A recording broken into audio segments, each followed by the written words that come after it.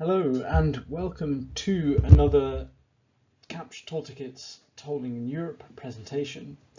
This is the second in our ongoing series of presentations about road tolls and tolling systems that are in place across Europe. And today we're going to look a little bit deeper into some of the different terminology, terms, acronyms, abbreviations that often pop up in tolling. Tolling is not dissimilar from any other industry in the world. There has been a mass proliferation of abbreviations and acronyms over the past few years, and here we're just trying to break some of them down. And so as we go forward in future, and if you're just looking at tolling in general, you should get a slightly broader awareness of what some of these terms mean. So just very quickly again, an intro for those of you who don't already know Capture Traffic Com. Capture is the parent company of Toll Tickets. It is a global provider of tolling and traffic management systems, hardware and services. It is just shy of 130 years old and has a presence in over 30 countries and references in over 50. On the tolling services side, we have three main brands. Toll Tickets here in Europe, which we'll talk about, Uproad, which is a smartphone-based payment app currently live in various US states, and Copiloto is our service provider for Latin America, currently live in Colombia.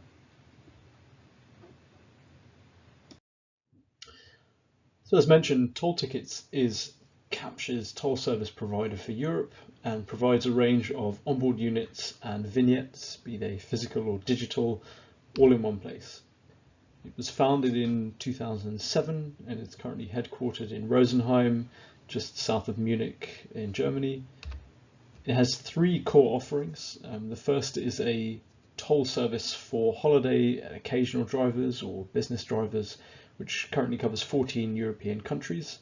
This is a mix of the kind of onboard unit you see here on the right, but also the physical and digital vignettes that are needed for countries like Austria, Slovenia, Switzerland, etc.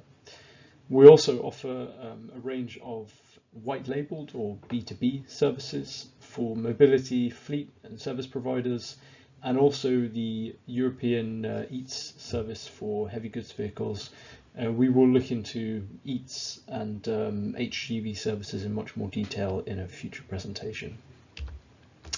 We currently have over 500,000 individual end users who know about toll tickets, and many more thousands who don't know about toll tickets, who receive the service on a white label basis via various fuel card issuers, car manufacturers, etc.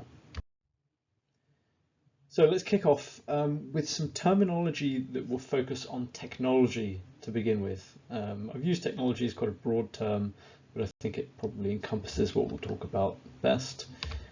Firstly, as we explored in the last presentation, probably one of the most used terms you'll hear is an OBU or OBE, which is an onboard equipment or onboard unit.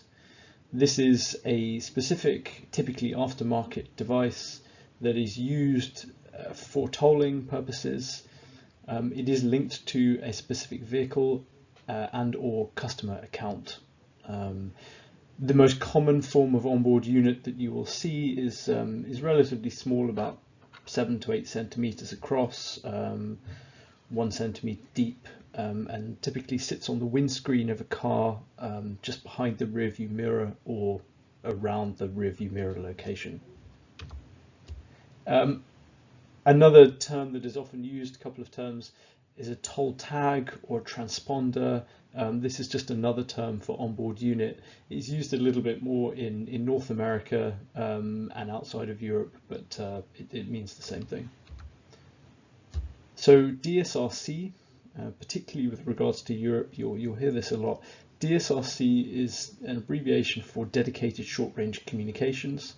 This is quite a broad sort of technical term that relates to a wireless technology that enables high-speed and secure communication between 2 points. So in this case, between an onboard unit in the vehicle and a DSRC receiver at a fixed point by the roadside. The kind of DSRC that we use in Europe operates on the 5.8 gigahertz spectrum. To put this in maybe more of a consumer context, it's a very similar wireless communication technology that is used for Wi-Fi in the house, or Wi-Fi in the office uses the same kind of spectrum for that. GNSS stands for the Global Navigation Satellite System. This is typically used as an abbreviation for satellite-based tolling. So you will quite often hear people say it's a GNSS toll, or the country uses GNSS tolling. This is just a shorthand to describe tolling which is based on GPS position data, and therefore charges the vehicle based on the specific distance it has traveled, as opposed to a particular tolled section which is charged when you're using a DSRC onboard unit, because of course that doesn't measure every single mile or kilometer that you're traveling. ANPR or ALPR, depending on whether you say number plate or license plate. This relates to the video-based tolling, is more commonly what you will hear. This is where, in place of an onboard unit in the vehicle, tolls are charged or indeed enforced based on a video capture of the vehicle's license plate or number plate. RFID, again, this is a broader technical term for radio frequency identification, which can cover all manner of things. You also have RFID tags in widespread use for things like security tags in clothing shops, or on more expensive, say, bottles of wine in supermarkets. There will be an RFID sticker on there. For the purposes of tolling, it relates to 3 different protocols that are used across the world. It's essentially the same as DSRC, it's just a different protocol, and there are slight differences in the onboard units, etc. RFID 6C, it has a much longer designation that I won't go into, but more commonly referred to as RFID 6C, is a specific protocol. It's a passive form of RFID, which means there is no battery in the OBU, or the toll tag. It's typically a sticker that can be stuck on the windshield. You see an example here. As I said, there's no battery. It is completely passive. So when you are passing through a toll point, it receives a small amount of power from the transceiver at the roadside, and then sends the data back based on that. This is in fact the most common form of RFID used for tolling across the world. Turkey, for example, uses RFID 6C if we're talking in a European context. Outside of Europe, it's extremely widespread across South America and Asia as well, particularly Southeast Asia. So RFID 915 or TDM, you will often hear both used. This is an active protocol, predominantly used in North America. The onboard unit, as you can see, looks very similar to the kind of DSRC unit that we have in Europe. It does use a battery, therefore the onboard unit has a lifespan, and it emits a slightly more powerful signal because of that. And as I say, it is used predominantly today in the United States, Canada, and also to a small extent in Mexico. And finally, we have RFID 6B or SIGO. This is another passive form of RFID that is used, again, predominantly in the US and states like Texas. It is also used in Dubai and in 1 or 2 other countries, but is probably the least used of these 3 main protocols. So we'll just look at a few terms for systems and installations now. So a lot of you would have heard the term ITS. This stands for Intelligent Transport Systems. This is an extremely broad term that is used to describe all manner of things these days. But concretely, it is a system or technology designed to innovate or improve all means of transportation. It's probably fair to say that ITS is used mostly in the context of road transportation, but theoretically it can also count for rail or maritime transportation. ETC is possibly the most commonly used abbreviation for tolling, or acronym for tolling. Stands for electronic toll collection. This is any form of tolling that uses an onboard unit, or perhaps even video or GNSS based onboard units, as opposed to a manual payment. AET, you will often hear used. This stands for all or automatic electronic tolling. This is typically used to describe individual lanes that you will have at toll plazas. So if you go to a toll plaza in, say, France or Italy, there will be a series of different lanes. Some have a person collecting the fees, some have a ticketing machine, but you will also have what are known as AET lanes for people using an onboard unit. So this is an all electronic lane which only people with an onboard unit can use. MLFF, we talked a little bit about this in the first presentation, but MLFF stands for multi-lane free flow.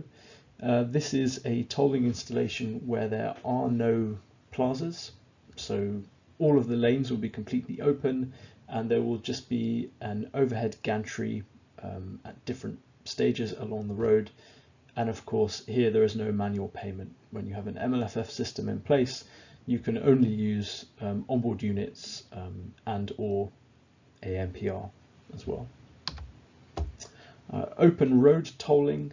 So this typically refers to GNSS based tolls, so tolls that use GPS or GLONASS data. Here, unlike MLFF, there is no need for frequent gantries. There will be the occasional gantry in an open road tolling system for enforcement purposes, but because in an open road tolling scheme you are typically using GNSS, there is no need for any kind of receiver at the roadside. So a toll plaza, which we talked about a lot, I think probably most people are aware of this term, but a plaza refers to what you see here in this diagram, where you have several lanes and a mixture of cash, even still manned toll booths, and AET lanes that are used purely for people with an onboard unit. An RSU, this is the sister, I suppose, to the onboard unit. This is the piece of equipment at the side of the road, either DSRC or RFID based, that receives or sends a signal to the onboard unit, so communicates directly with the onboard unit in the vehicle. And gantry, which I've already mentioned several times, but just in case people are not aware of what a gantry is, here you see in the photo, it is typically a steel infrastructure or a piece of steel infrastructure that sits over all of the lanes over a road and houses any ANPR cameras and or DSRC or RFID receivers. Finally, slightly different, but increasingly you will see in here terms like RUC, road user charging, or VMT, vehicle miles traveled. Typically they refer to the same thing, but particularly in the US, some people start to use VMT more than RUC. Here what we're talking about is typically a fiscal measure used to raise funds for road maintenance, which of course tolling also is. The main difference between, say, RUC or VMT and tolling is that RUC or VMT are designed as a replacement for existing fuel taxes rather than a supplement to it. So there are several trials taking place, particularly in North America. States like Oregon, Washington State, California, Hawaii have all conducted or are conducting RUC or VMT trials. But again, the purpose here is to find a long-term sustainable replacement for fuel taxes or fuel duty, which is constantly being eroded because of the growth of electric vehicles, which of course don't pay fuel tax. As I say, some people do use it to mean tolling, but technically it is a different thing. And finally, we have some terminology focused on market and services.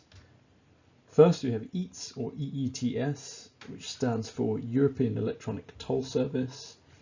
EETS is fundamentally an initiative developed by the European Commission, which seeks to establish a legal and regulatory framework designed to deliver pan-European tolling services to end users. And EETS is perhaps best described by the mantra, one device, one contract. The most important components of EETS are the EETS providers, and these are registered and certified service providers who have fulfilled all of the required conditions to offer EETS services to end users. And concretely, this means that they are offering toll payment services across numerous countries, which may use different technologies, such as DSRC and/or GNSS, but all via a single device and ultimately providing a single invoice to the end user. There are currently 10 registered EETS providers, of which Toll Tickets is one, although not all registered EETS providers have active services on the market. It's fair to say that EETS is most closely associated with heavy as opposed to light goods vehicles, and indeed most EETS providers tend to focus either predominantly or exclusively on heavy goods vehicle users rather than light goods vehicle users. The company does not have to be an EETS provider in order to offer tolling services across more than one country. Rather, what EETS delivers are a series of fixed legal and commercial conditions for both the service provider and the toll charger or the government authority involved. A lot of people draw comparisons between EETS and roaming in the mobile phone market, and this is actually quite a good comparison. Then we have TSPs, which are toll service providers, which can be active in one or more countries. A TSP does not have to be an EETS provider. NSPs are national service providers that have a strict mandate to deliver tolling services within a specific country. So for example, you have Toll Collect, Viatoll and Satelic, who are the national or bound service providers, as they're otherwise known, for heavy goods vehicles in Germany, Poland and Belgium respectively. Unlike commercial toll service providers or EETS providers, national service providers do not charge fees or any rental service fees to the end user and are legally obliged to provide an onboard unit at no additional cost.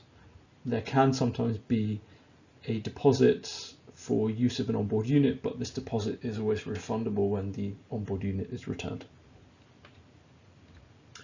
A TDO is a specific term used in Hungary to describe an audited and certified toll service provider in that country, because it has a specific system which we'll look into in a future presentation. Then we have a series of umbrella terms used to describe the electronic toll service in a specific country. Firstly, we have Liberté and TISPL, which refer to the electronic toll service for light and heavy vehicles respectively in France. And these terms are distinct from toll service providers. So for example, Toll Tickets is an issuer of Liberté and TISPL onboard units in France. Similarly, in Spain and Norway, where you would also have multiple toll service providers on the market, Viaté and Autopass are the umbrella terms used to describe the onboard units and the service that is being provided by a TSP. Then you have HVF, which stands for heavy vehicle fee. Technically, this can be used to describe any heavy goods vehicle toll, but more commonly it's used to describe the Swiss heavy goods vehicle toll. And finally, we have the Eurovignette. Again, this is a term that can be used to describe multiple different things, but most commonly it relates to the digital time-based fee that is levied on heavy goods vehicles across the Netherlands, Sweden, Denmark and Luxembourg, which are all countries that do not currently have a distinct national heavy goods vehicle toll of their own.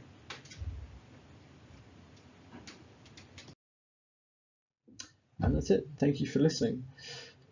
Keep an eye out for our future presentations. As I say, if you didn't see our first presentation last week where we had a high-level look at the different toll systems that are in place across Europe. So which countries are using an onboard unit, which are using a vignette, and what are the differences there.